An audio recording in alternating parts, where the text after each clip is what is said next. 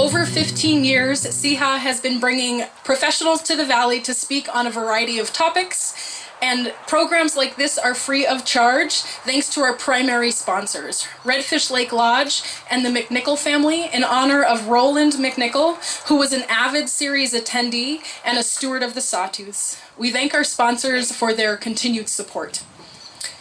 As many of you may know, the association is a member-based nonprofit, and our mission is to protect and advance the natural and cultural history of Idaho's Sawtooth and Salmon River country through preservation and education.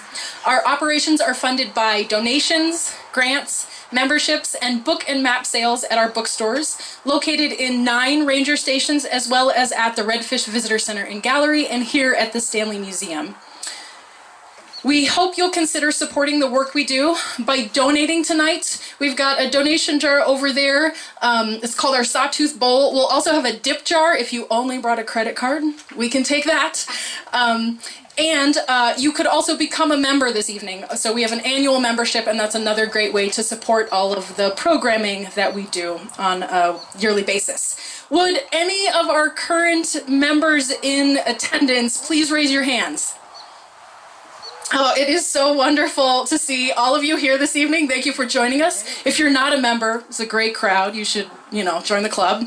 And if you have any questions about membership or anything else, find someone in a SEHA blue shirt and we can help you out after the program. Tonight, we are eager to kick off our series with Steve Nadeau, presenting Grizzly Bears of the Bitterroot and Central Idaho Wilderness. Wildlife biologist and author Steve Nadeau grew up in Northern Maine, exploring the North Woods. He graduated from high school in 1975, the same year grizzly bears were listed under the Endangered Species Act. Steve worked on the Maine Black Bear Project and then moved west to work with and study grizzly bears in Yellowstone and Glacier National Parks, British Columbia, and Alaska. He earned a BS in Wildlife Management from the University of Maine and an MS in Wildlife Biology from the University of Montana.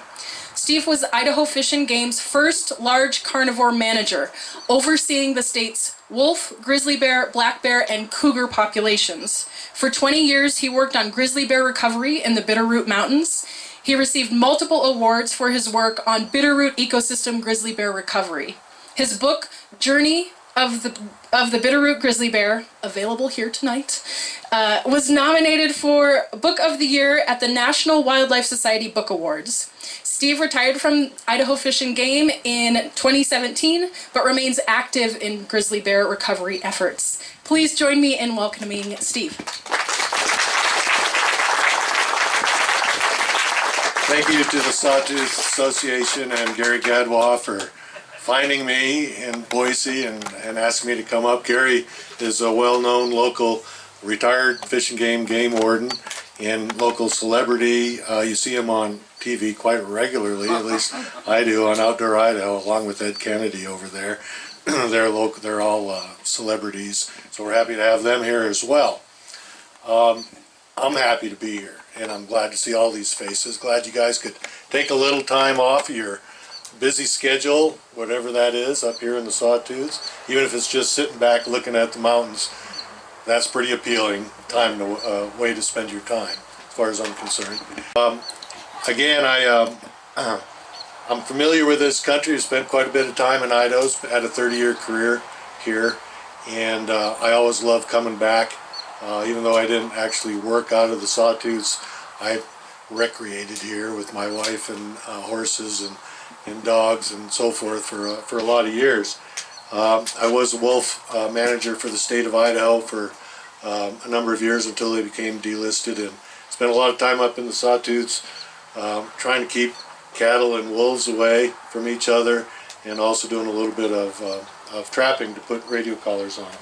So today I'm going to talk about grizzly bears in central Idaho wilderness and talk a little bit about my book, The Journey of the Bitterroot Grizzly Bear, which covers the whole recovery effort in central Idaho that occurred over a period of time in the early 90s and kind of ended up in the year 2000 with the change of administrations. So that's something I'll talk about.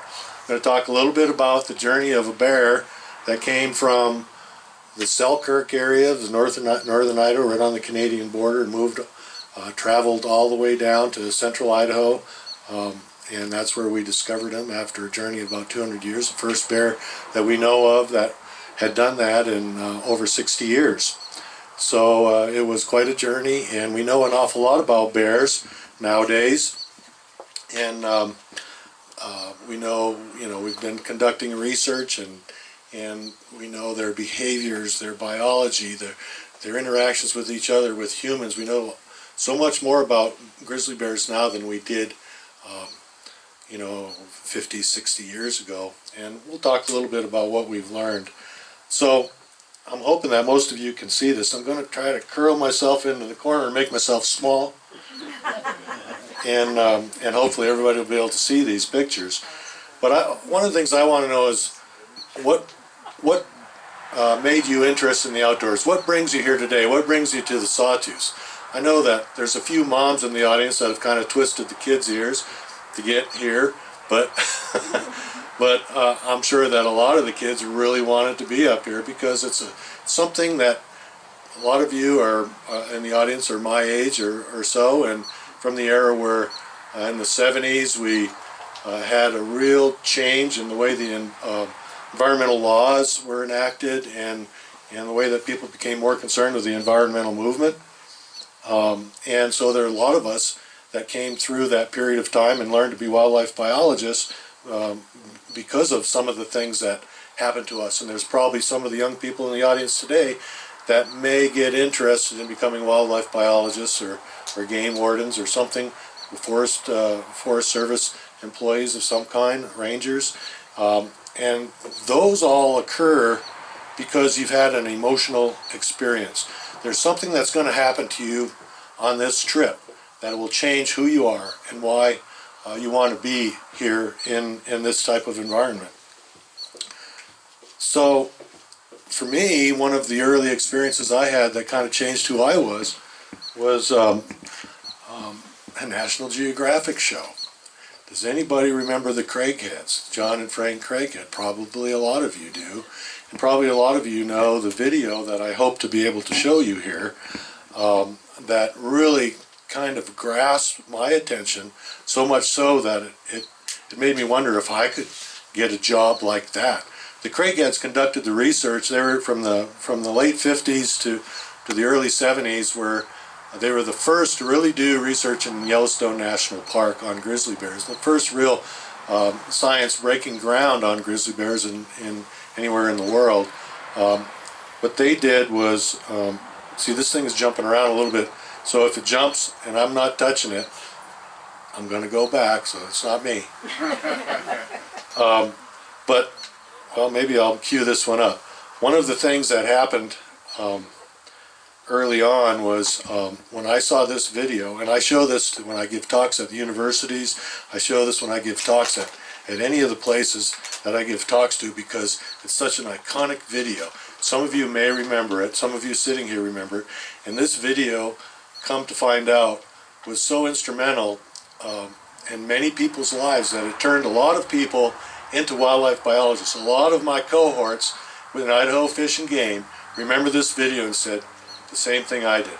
How can I get a job like that? And they told me that it might not work here, but what I'm going to do is describe what's going on, and you will be able to hear, apparently, some of the sounds that are coming up.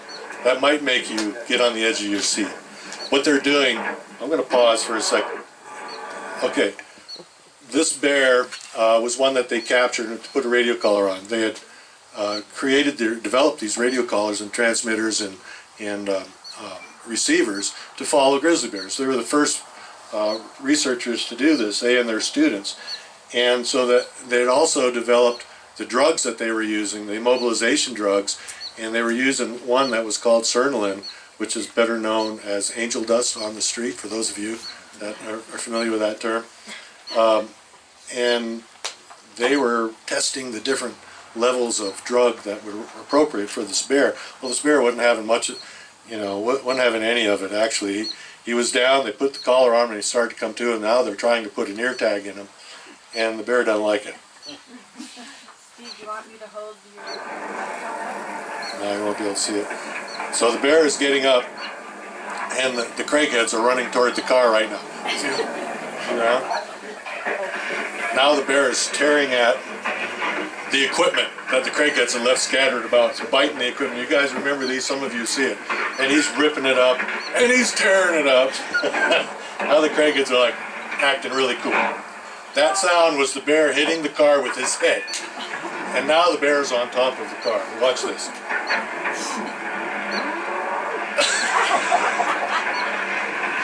The bear is, if he could get those little munchkins inside the car, he would. But the bear ended up being all right. And it's such an exciting video that I don't know how I'm going to get out of it now. But it's such an exciting video that I just love showing it. It's too bad that you only heard it, and my actions weren't quite the same as a grizzly bear attacking a car. But so when you go to Yellowstone, don't be foolish and go out and, this thing is not working for me. There we go. Okay, get out of it. Get back to my slideshow. Okay.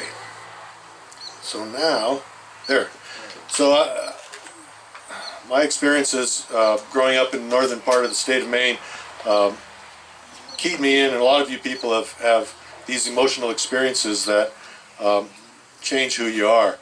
And I've already told some of the people you know, that I worked in Glacier and Yellowstone. And when I was working in Glacier Park, I was bear management there for a number of years, and I headed a team up in the west side of the park. And that's where I learned a lot about the good things and the bad things that grizzly bears can, you know, what they do and who they are. And they so interested me that I conducted my master's degree thesis studying grizzly bear human conflicts in Glacier National Park. And I'm not going to talk much about that, but some of that will come up in my talk, and certainly more so in the book. And then a 30-year career with Idaho Fish and Game, working with grizzly bears, black bears, cougars, and wolves. And we're going to talk about the grizzly bear part of that story today. The Bitterroot Grizzly Bear, the book that I'm talking about, we'll get into what I'm going to talk about is two aspects to it. The book is actually kind of has two parts. It's the only time that I've really, okay, it's jumping around. It's the only time that I've really seen this in a book, but I kind of enjoyed writing it that way, because part of it is about the recovery story in the Bitterroot ecosystem, and that's, you know, that whole bureaucratic process can be kind of heavy. So I tried to make it lighter with stories and everything, but the real treat, in my view, to keep people interested in the book is on alternating chapters I tell this story about the bear that came from the Selkirks down to central Idaho. And as far as I know, it's the only book that has the biology of a bear from birth to death and everything that it does, everything that it does through that period, the gauntlet of just living day to day that a grizzly bear has to go through to survive and to move around the country or around its habitat. So why is this story important? If I can keep the thing from jumping all over the place. Well, I wanted people to understand and remember the lessons learned that we put forth as a bunch of agency biologists that worked for 6 years to try to make it happen. I want people to understand. Jeez, oh Pete. I wanted people to understand and care about grizzly bear recovery in the Bitterroots. And I say the Bitterroots, but it also includes the Frank Church, which is, some of you may be jumping in and out of the Frank Church while you're here. And hundreds of people participated, and I wanted them to be remembered, and then I wanted people to understand grizzly bears more by understanding BB's journey. The Bitterroot bear, I called him BB, which a lot of biologists think that's called anthropomorphism. You know, I had a bunch of grizzly bear biologists review my book for accuracy, and a bunch of other biologists read it. And the only people that mentioned anthropomorphic tendencies to my writing were fish biologists. You know, fish don't even have eyelids. Well, what do you think? You know, they're just cold-blooded creatures that do their thing.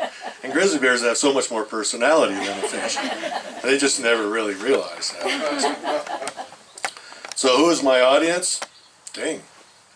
All you guys. This is going to be really distracting to you. Oh man, oh man. I don't know how to do this any better. My audience initially started to be the scientists and bear managers and the people that were still working with grizzly bears in recovery. But that would not really pass muster with, you know, the general layperson that wanted to learn about the recovery effort and grizzly bear biology and what they do for a living. And so I broadened that out and made it more for not only the science but the biologists as well. So I'm gonna, if this will stay put for a minute, I'll read a little excerpt. And for those, how many of you have seen a grizzly bear? Oh my goodness! Not on TV, in real life. Okay, you've been to Glacier Park or to Yellowstone and seen them there. Okay. So, and when you're hiking, which all of you, I'm sure, if you're up here, have hiked in grizzly bear country, what are you thinking? Okay, there's a little bit of uncomfortable giggling going on here. Well, I'm all done my talk now. Okay. All right, I'm gonna. Can you maybe if I hold on to the picture, maybe. Try to see the back end if there's an issue there, or do you just want to go? I'm gonna see if just holding on to it will work. Okay. It's a touch screen, right? It's not. Well, maybe it'll work anyway. Okay, I'm going to read a little excerpt from the book, which will address some of your thoughts, I think. When you're in their realm, grizzly bears don't let you not think of them. They have a way of occupying your thoughts when every turn in the trail might be where you encounter the next grizzly. They have a way of hiding in the closet of your mind and opening that door in the quiet hours before you fall asleep. The sound you hear at night outside your tent just might be a grizzly rather than a deer licking the salt from your sweaty backpack. Right? Is that a bear? Did you hear that? It might have been a ground squirrel, but it could have been a bear. I understand that. I spent a lot of time in grizzly bear country. So why do we want to, or why did the Fish and Wildlife Service want to recover bears in the Idaho wilderness? Look, just holding on to it seems to work. Can I have one of your volunteers come up and hold on to this thing? Why recover bears in the Idaho wilderness? Well, I mean, I'm sure a lot of you people here are saying, hey, I like grizzly bears in Yellowstone. I kind of like having a place. Well, why do you want to reintroduce or recover bears in the wilderness? Well, okay, there goes my the grizzly bear. I'm sorry, you guys, it's a glitch. Grizzly bears were listed on the Endangered Species Act in 1975. Okay? The Endangered Species Act is one of the most powerful pieces of legislation ever written. And grizzly bears were one of the first species that were listed, and they're listed as threatened. There's different levels of listing, threatened and endangered, and they're one down.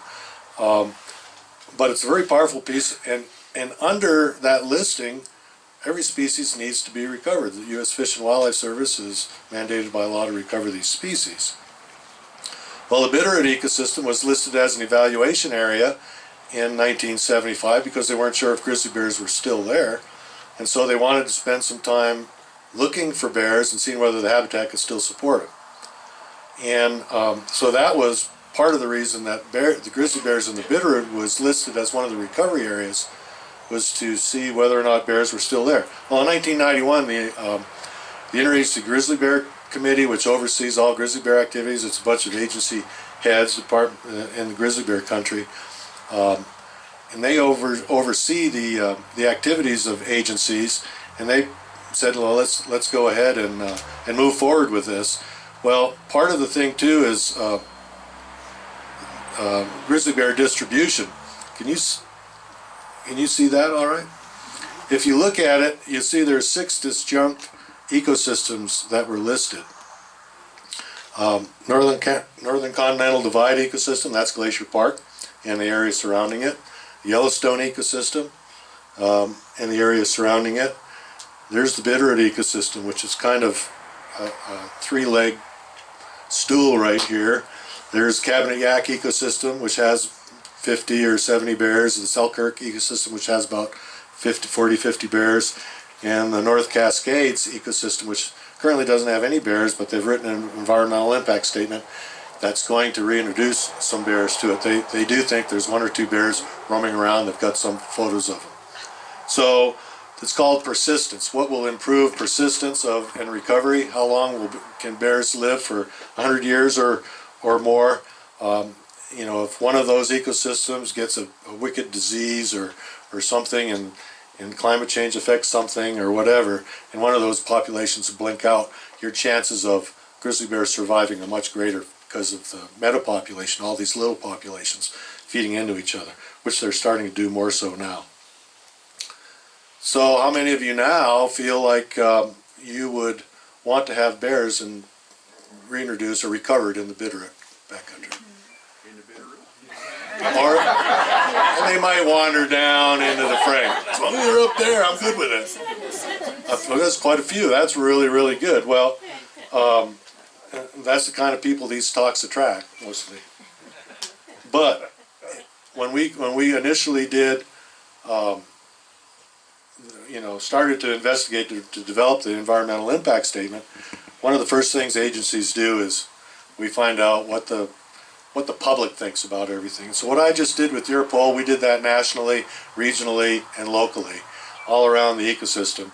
We found that 62% of the local, 74% of the regional, and 70% of national respondents supported it, which means the closer you are to the recovery area, the less you support it. So why do you think, well, there you go, jumped ahead. Why do you think what the primary issue was for not supporting grizzly bear recovery? Grizzly bear encounters. Grizzly bear encounters. The fear of grizzly bears. And what is that? The fear of injury? The fear of these thoughts of, was that a grizzly bear? Or, hey bear, when you come around and you see a bear, oh no, is it going to attack me? All those thoughts go through your head, right? And I don't blame you, because if you're like me and enjoyed reading Outdoor Life, Sports Field, and all those magazines, this was what the cover of Grizzly Bear, or a Grizzly Bear cover, sold more copies than anything else all the time, and a grizzly bear attacking somebody would sell more than that. And so it happened to me, stories where I survived a grizzly bear attack. Oh, people love those. And if you go into the national parks and you look at the books that are for sale in the national parks, the grizzly bear books are all about attacks. And when I brought my book into Glacier National Park, they said, yeah, we'd love to put it here, but we don't have room on our shelves because they're full of grizzly bear attack books. And so this book is not about that. So you can be assured that it's not about that. It's actually just kind of the opposite. So fear of injury, overwhelming thoughts, the fear of government regulations. There's another one. What are they going to do when grizzly bears come in? Are they going to stop us from cutting timber? Are they going to stop us from grazing livestock? Are they going to stop us from hunting? From riding motorcycles? Well, those are all fears that, where grizzly bears are, it's pretty clear that most of those fears are not realistic, but people that aren't used to living in grizzly bear country are afraid of those things, and sometimes they do happen, sometimes they have to happen. But again, it's emotions that are leading decisions, and the emotions that brought you here tonight to listen about grizzly bears, the thought that grizzly bears are there to, or in grizzly bear country are going to hurt you, those make a lot of decisions in grizzly bear management by the public. My experience was a little different. Fear when controlled, is nothing but a whetstone to our senses, making them sharper and more capable. When uncontrolled, fear can dominate our imagination and actions and limit our abilities to cope, to understand, and to make good decisions. Does that make sense? Yeah. You know, when you're driving down the road and you see an accident in front of you, that puts you on heightened alert, and you're freaking for a little while, and you're on hyper alert, but then it calms down, right? All the driving that you do is the same as hiking in grizzly bear country. The more hiking you do, you realize there aren't that many grizzly bears, and all of a sudden you start looking. I've been hiking for days and haven't seen one of them, you know, and when you do see one, it kind of brightens up your day. So those are, maybe.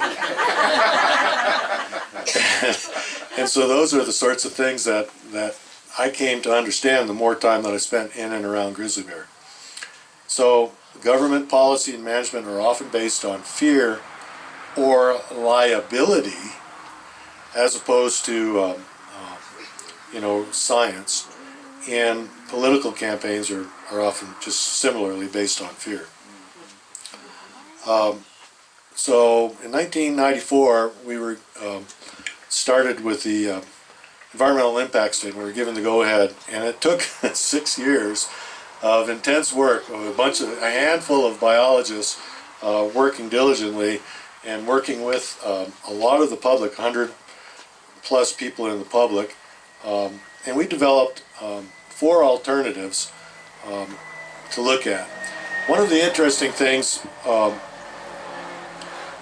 that that happened with us that had not happened previously in any recovery effort that I'm aware of or that any of us were aware of, and that was that when we were meeting our working group meetings, what we came up with was a number of, you know, environmental groups and timber groups. There was one group called the Resource Organization on Timber Supply, Roots, and they were out of the Clearwater country up north, and they were, you know, loggers, mill owners, you know, the people on the ground, potlatch timber, you know, all of those groups that were very vested in making a living off the land in the timber industry. And we had a group called the Roots, and at one of our meetings,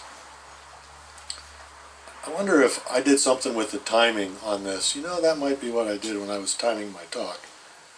Maybe that's what it is. Maybe it's my fault, and I'm blaming the darn computer.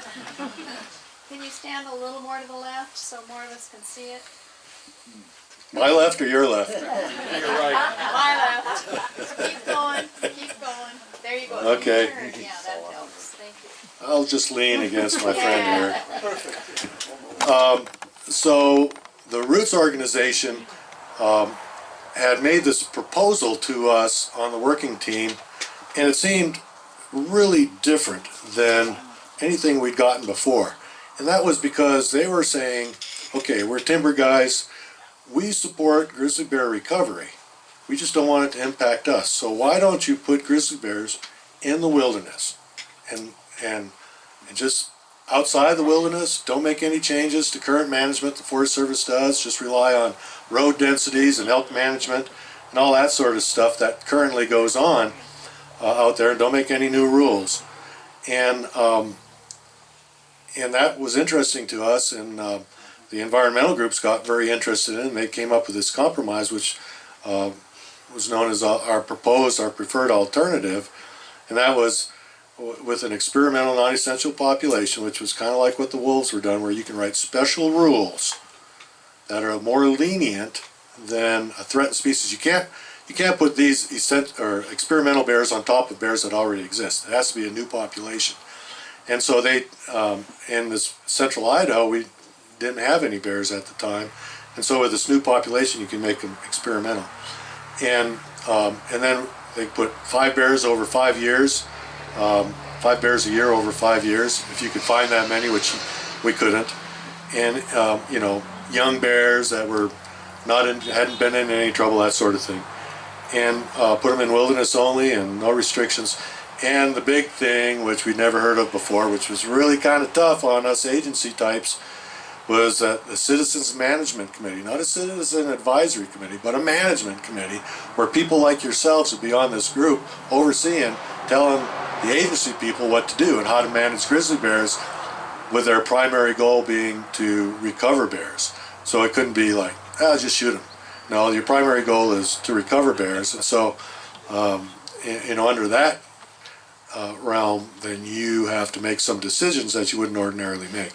The second alternative was natural recovery. If the bears can make it down here on their own, then by gosh, they deserve to be here. That was the real philosophy. And then there was no bear alternative, which was, hey, if a bear shows up, get him the heck out, trap him, move him, get him out of here, no bear.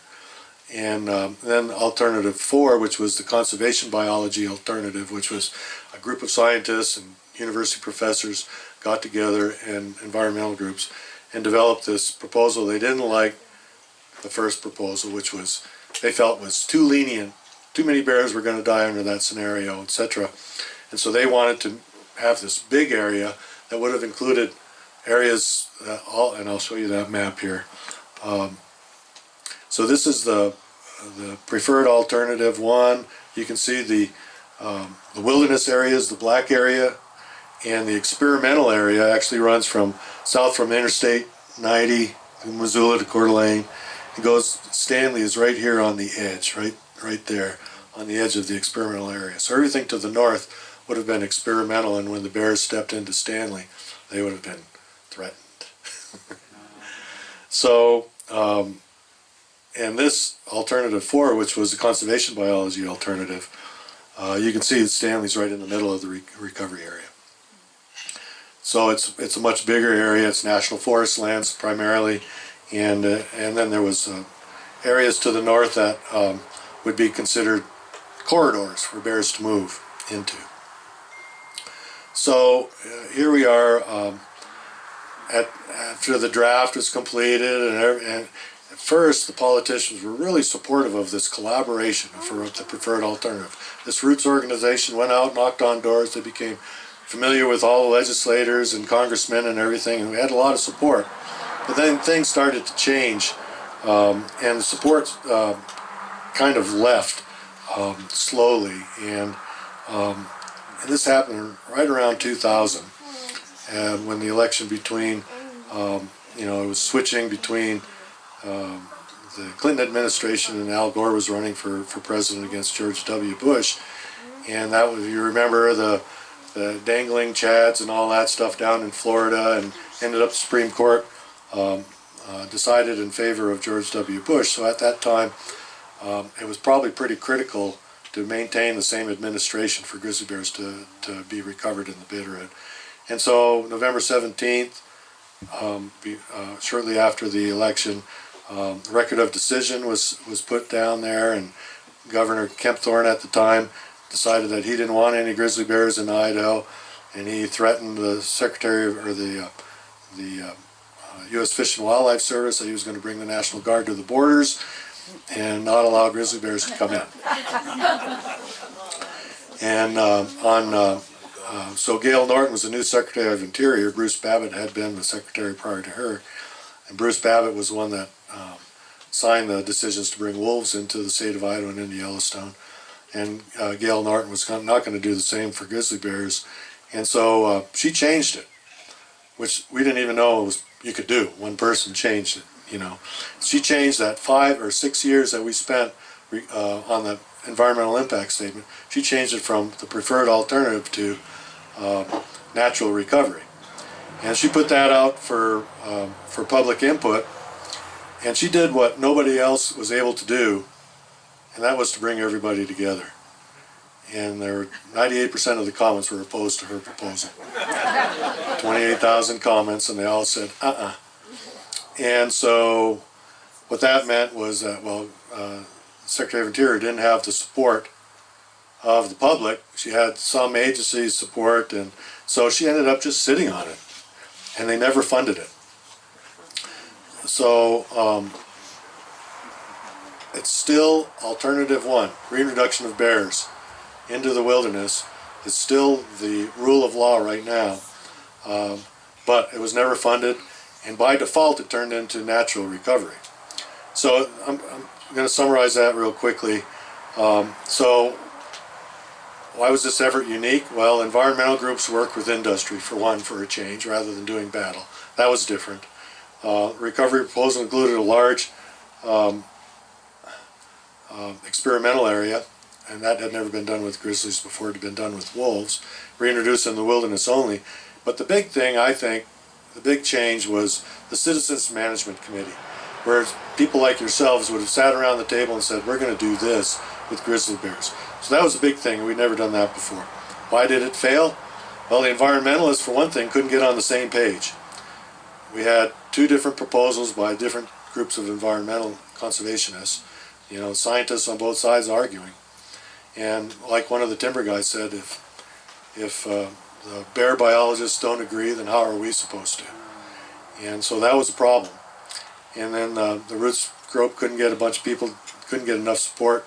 And so anyway, it died an ugly death. But that's not the end of it. There's that was back in 2000. 2023, 23 years later, we're all sitting here. We got a little more gray hair for those of us. A lot of us weren't even born. We weren't even thought of back then, I'm sure. But so what I'm going to talk a little bit about here is the other aspect, and that's the journey of the bear from North Idaho and why that's interesting and leading into recovery today. Despite the demise of recovery, all was not lost. A grizzly bear that was born in the Selkirks of northern Idaho survived the gauntlet journey to the Bitterroot Mountains of central Idaho. Like I said, the first to do that in 60 years. And this book weaves BB's journey alongside the recovery effort and highlights the obstacles he had to overcome to arrive in the Bitterroots. His path marked the way for others to follow. Bears do this really cool thing. I'm moving. Bears do this really cool thing when they travel. They poop, they pee, they rub their back, scent on trees.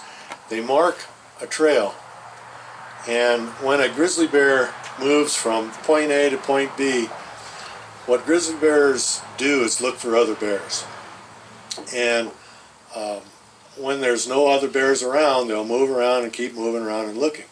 But from North Idaho to central Idaho, it's a long way for a long time with no bears in it. So the young male gadabouts, the young males primarily, are the ones that get out there and decide, hey, I don't like it where I'm at because there's too many big bears here, or my mama just kicked me out and I'm pretty upset with that.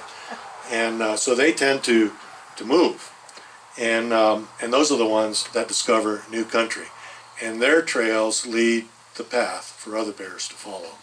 I'm going to read a couple of things off of my book. If this thing jumps around, I'll get back to it.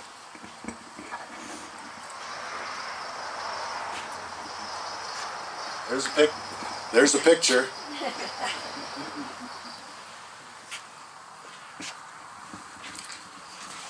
For those of you who live in Stanley will recognize what I'm going to talk about here. A full moon casts long shadows across the snow, and the sub-zero nighttime temperatures crystallize the moisture in the air. Despite a cloudless sky, a light snow fell. Howling of wolves could be heard in the distance as the pack moved through the creek bottom looking for a meal. A snowshoe hare quietly moved in the shadows of the old white bark pine snag, unaware that 7 feet beneath it, a 300-pound grizzly was giving birth.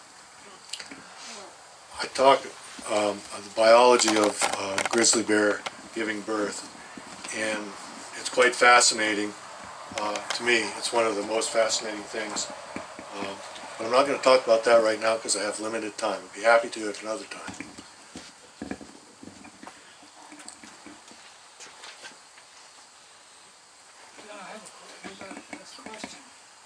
I'll get to the questions in a minute. That'll be all right.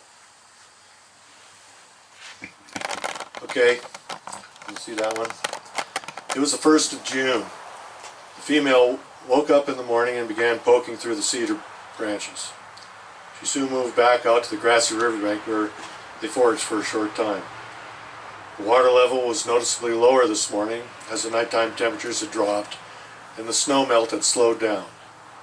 The cubs were slightly bigger and stronger, but she still wasn't sure they were ready for the treacherous crossing. She was contemplating the perils of making the crossing when she heard a branch snap behind her. She spun around, and between them and the trees, a huge male grizzly was staring at her.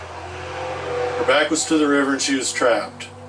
The cub sensed the danger and nervously crawled under her belly as the female backed toward the river, her jaws popping a warning sound. This was a high-stakes bluffing game, and the male knew it. She would fight to the death to protect her cubs, but the male was almost twice her size and not afraid of any bear. The male was on the very edge of his home range, and the female did not recognize him. This was real danger. Next.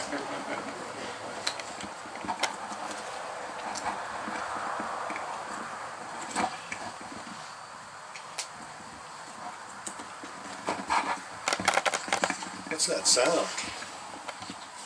Sounds like wind.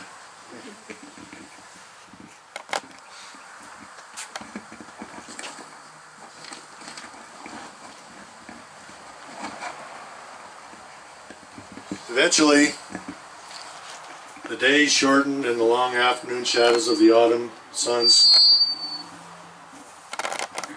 Eventually, the days shortened and the long afternoon shadows of the autumn sun splintered the forest into shards of light and dark, summer and fall, growth and decay. Leaves began losing their chlorophyll and painted the landscape with dapples of reds and yellow, deep maroons and rusty golds, contrasted against the cobalt blue skies before they finally lost their grasp and floated to the earth in their final act. Hunting season and the cycle of birth and death, predator and prey, hunter and hunted began.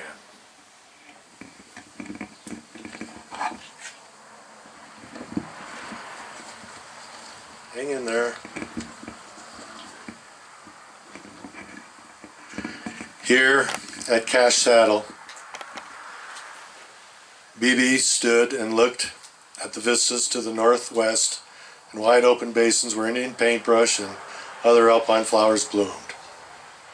He saw scree slopes cascading down to boulder fields, melting into meadows, crowded by forests, and then to huckleberry bushes that were now tinged a burgundy red after the first frosts of early August.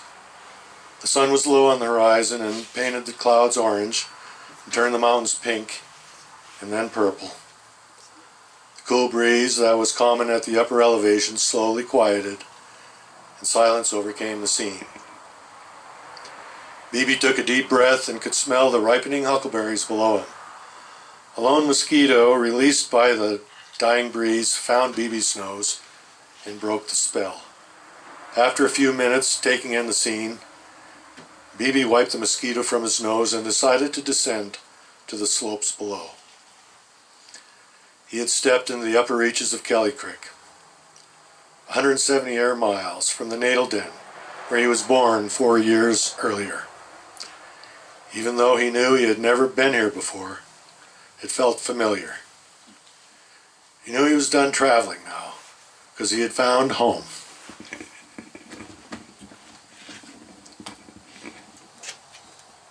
One more.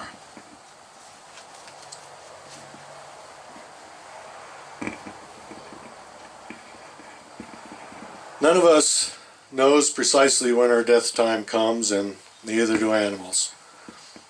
Although the will to survive often helps them escape early death, sometimes strength and speed, luck, a sixth sense, or even providence may allow an extra day, week, month, or maybe even years.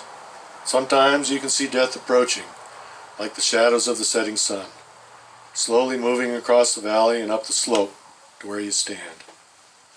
Sometimes it happens quickly, like the strike of a lightning bolt, when you never see or feel anything. And sometimes the pain of dying makes living no longer seem like a gift.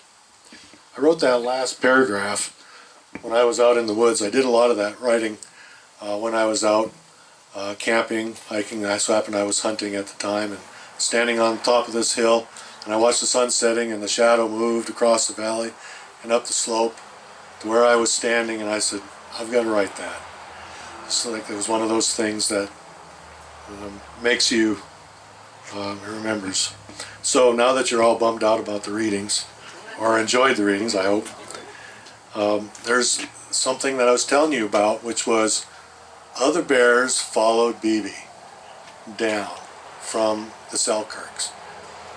When we originally wrote the environmental impact statement, we said natural recovery was like no bear. It would take 20 to 30 years before the bears would show up. Well, 20 years later, almost to the day, bears started showing up. So this bear here was bear 927. It was a radio collared bear that they'd collared up in the Selkirks. I don't know if you can see this. It was radio collared up here, and it moved down all these little bumps or days that it took, and he hit, this is the interstate. There's Thompson Falls over here, and you come to Kellogg, the interstate is here. Interstate 90, and it took him a while to figure out how to cross there. And so he came down and he bounced around and said, oh, this 4-lane highway, if you've been there, you know what it's like. It's like, and it's like any bear would think, you know, I just can't do this, right? And so animals get killed all the time on that stretch of road.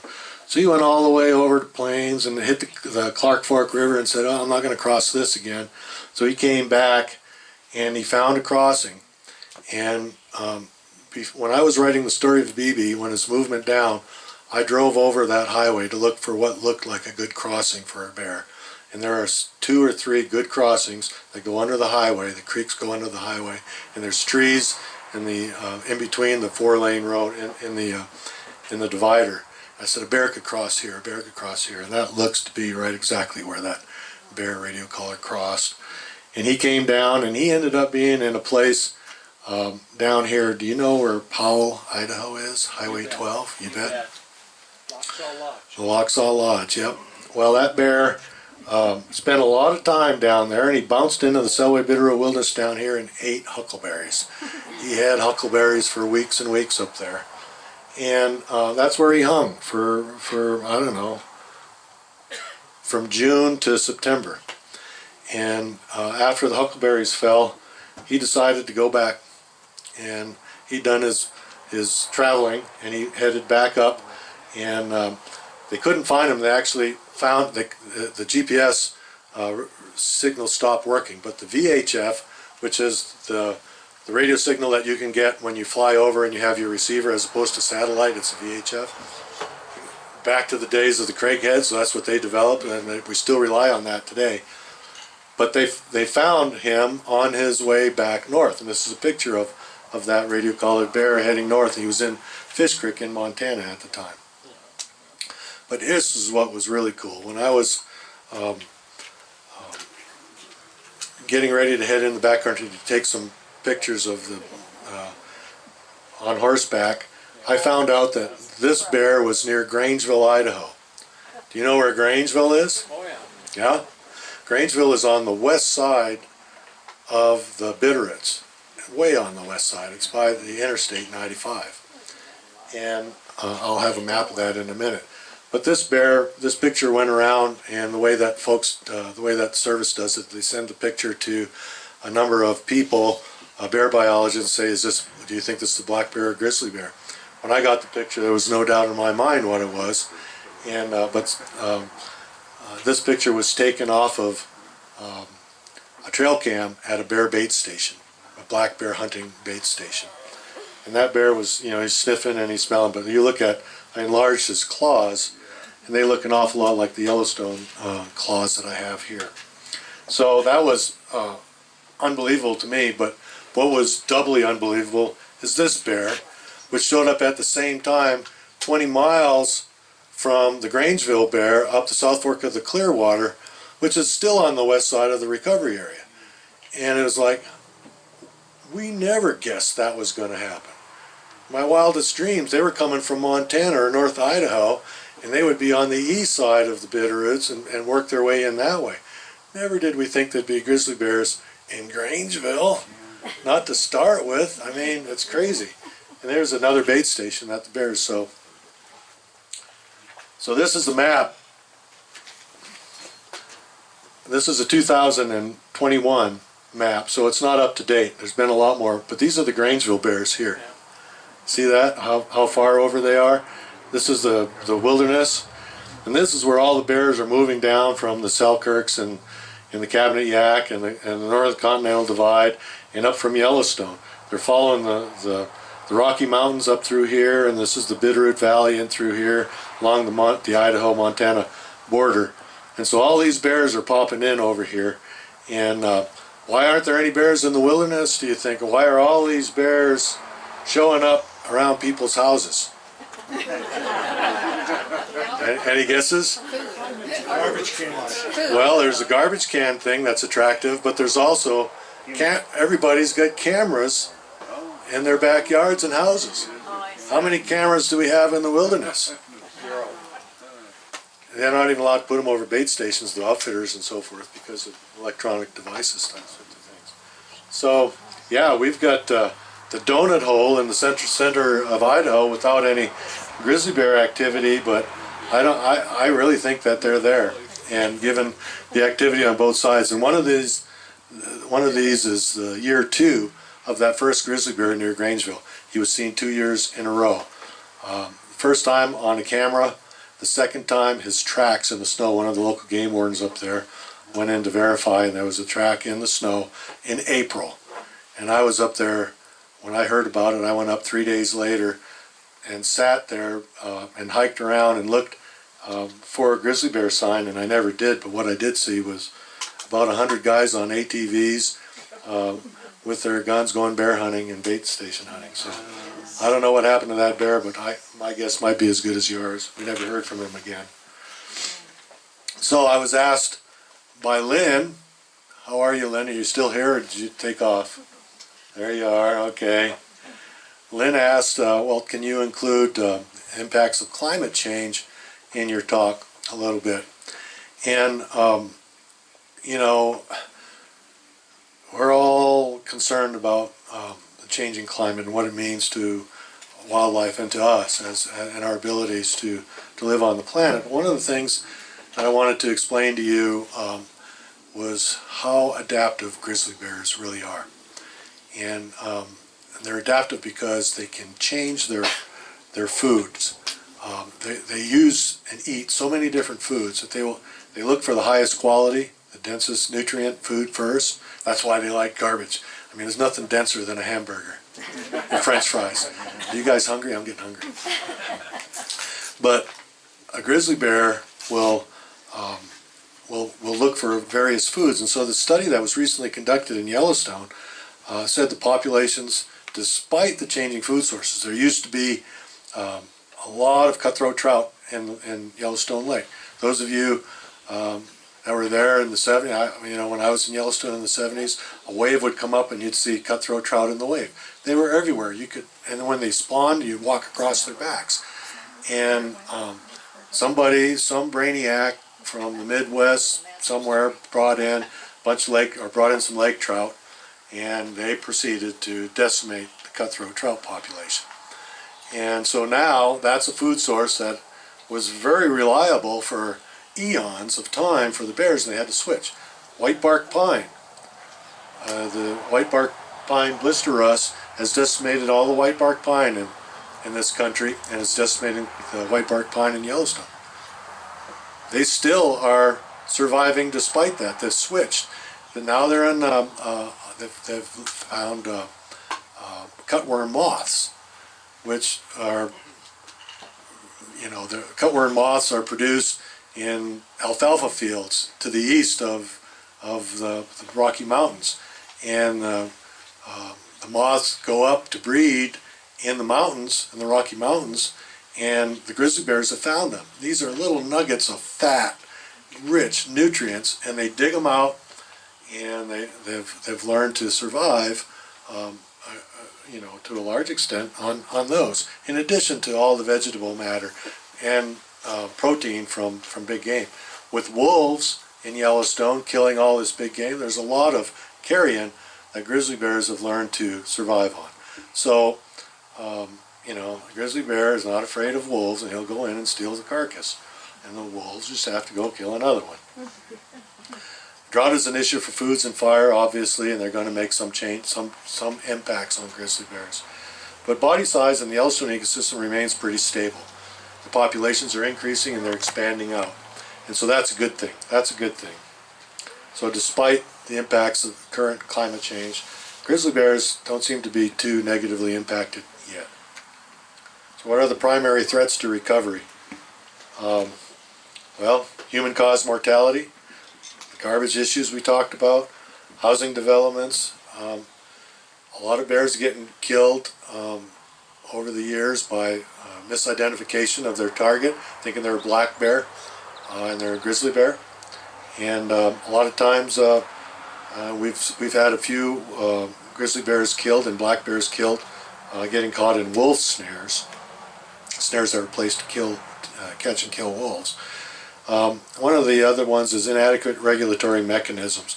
That's one of the things that the Endangered Species Act requires for listing and delisting, that the regulatory mechanisms have to be adequate.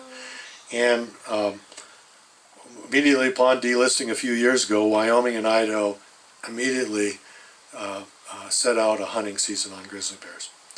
And I mean, they didn't wait for the ink to dry on the delisting, and they put a hunting season out. And because of that, the environmental group sued and won, and the regulatory mechanisms were not adequate, and they felt that they needed to get their act together a little better before they delisted and put management back into the state hands. And the other thing is that agencies are overwhelmed with everything, and getting trying to write another environmental impact statement, it's a big deal. I talked to the grizzly recovery coordinator 2 days ago about this, and she said they're planning on October, but they really haven't come up with the contractors or any of that stuff yet, but they're planning on starting soon. So the agencies have to address these issues: baiting, food storage on national forest lands, garbage management. Hunters need to be better informed as identification, pass some identification tests. And signs and brochures at trailheads making people aware that grizzlies are in the area. They might even be here. I wouldn't hold my breath or lose any sleep over it. Although some of you may, anyway. Perhaps wolf trapping, particularly snaring, should be eliminated where grizzly bears have been seen or are known to exist. Or you can just leave them alone. Maybe that is what they want the most, just to be left alone. At the very least, let us do our utmost to keep them alive now that they have, against all odds, made it back to the Bitterroots in central Idaho. They deserve that as a minimum, and so do we. So this is the last slide before questions. I've gone a little over. You guys out in the sun are feeling much more stressed about this than these people in here are. So the federal judge ruled here this spring, in April, that the Fish and Wildlife Service must implement the recovery plan for grizzly bears in central Idaho. That plan that I told you about was sitting unfunded back since 2000. Environmental groups sued, and the judge said, yeah, what's the story here? How can the Fish and Wildlife Service just sit on this? I mean, they should have been acting on this recovery plan for years. So now the Fish and Wildlife Service has decided, in order to bring bears back, you need to write a new environmental impact statement, because a 20-year-old impact statement is about as different as you and I were 20 years ago. And so maybe what they're talking about is similar alternatives, but they might be relying more, considering now we have all this movement of bears coming down, relying more on natural recovery. So the North Cascades recovery is probably going to happen before the Bitterroot and the Frank recovery. So I am done now, and these are just a couple of reviews from my book. I won't get into that. They're really good. And there's some questions. Yeah, right here. Is there any evidence that bears from Yellowstone have cross under Interstate 15 into the southern Bitterroots. Yeah, there's been tracks seen on the west side of 15. Most of them seem to be going, up into the Big Hole country and the Sapphires and that country and southwest Montana and toward the Bitterroots, and then they cross the Bitterroots further up 15, and they've been on the west side of the interstate there of Highway 95 a number of times. That's 95 right there. It goes through the Bitterroots, isn't that? Yeah, 93. Okay. And so they've been on the west side a number of times there. As a matter of fact, last fall, 2 bears were captured and moved out of, was it Stevensville, Florence, that area, on the Bitterroot side, on the west side, on the recovery area side, to preemptively move them, to keep them from getting into trouble because they were hanging out around people's homes, sort of things.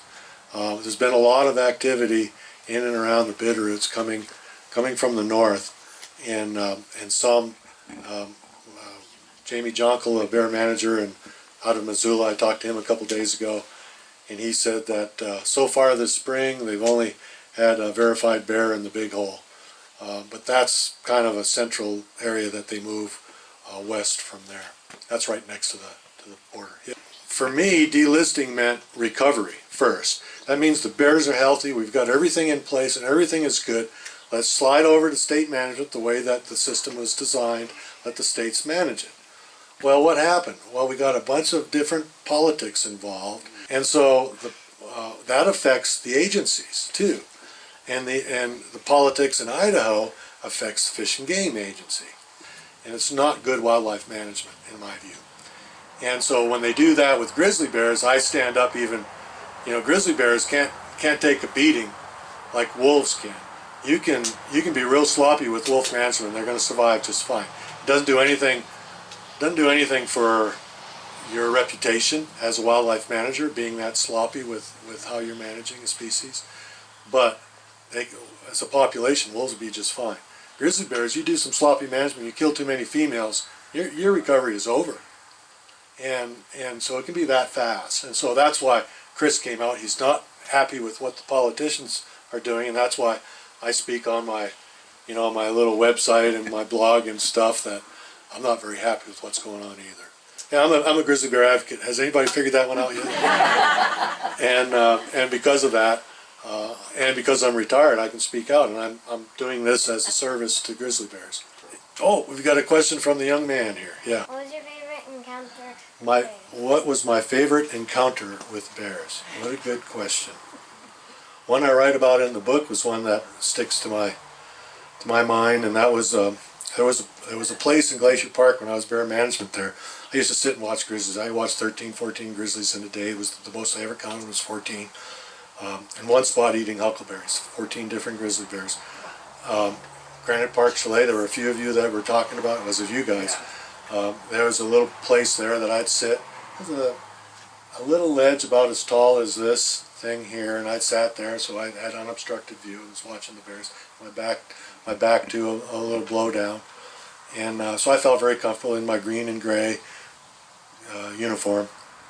And I sat there and I heard something behind me snorting, and I turned and looked. I had my binocs to my face, and I turned and looked, and there was a female with 2 cubs, and they were, just behind the blowdown. It was from me to the sound system, which was, 10 feet.